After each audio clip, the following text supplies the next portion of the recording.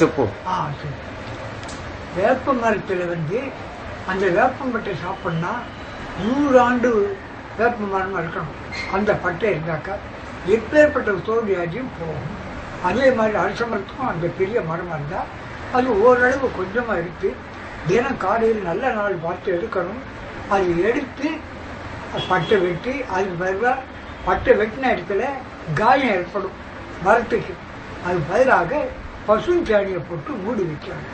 அதே மாதிரி மூடி வைக்கணும். நீங்களும் அழுக்குத்தனமாக போகக்கூட சுத்தமாக குடிச்சிட்டு உங்களுக்கெல்லாம் ஆகணும் என்ற நினைப்போடு இருந்தாக்கா நல்லபடி ஆகணும்னு நினைச்சாக்கா அது அவங்களுக்கு யோகம் ஆகும். அது மாற்றம் இல்லை, பல இது என்ன இருக்குது. எப்படி புங்க மரம் இருமலை போக்குதோ, நாவல் மரம் நாவல் பழம் சக்கரவியாதி தீர்க்கும். நெல்லிக்காய் நீண்ட ஆயுளை குடிக்கும்.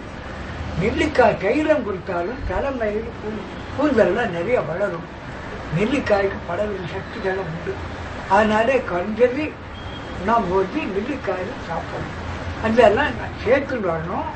அதுவும் நெல்லி சில மஞ்சள் ரோகத்துக்கு அதாவது ஆரோக்கியத்துக்கு இஞ்சி கஞ்சி இலைக்கறி நெல்லிக்காய் இது 4ம் ராத்திரியில் சாப்பிடக்கூடாது. பகலில் சாப்பிடலாம். ஆனால் நெல்லிக்காய் கூட மழை காலத்தில் சாப்பிடக்கூடாது. சாப்பிடும் பொழுது ஒரு நாள் பட்னி இருந்து மறுநாள் சாப்பிடுறது நம்ம பழக்கம். ஏகாதசி அன்னைக்கு உணவு சாப்பிட்டா இருந்தாக்கா உடல் சூடு ஜாஸ்தி ஆகும். சூடாகும்போது மறுநாள் துவாதசி அன்னைக்கு சூரிய உதயத்துக்கு முன்னாடி சமையல் பண்ணி அகத்திக்கீரை பண்ணி இந்த நெல்லிக்காய் பச்சடி பண்ணி அதே காத்தால சூரிய உதயத்துக்கு முன்னாடி சாப்பிட்டுட்டு அந்த பகவானுக்கு நிவேத்தியம் பண்ணி எல்லாம் பண்ணிட்டு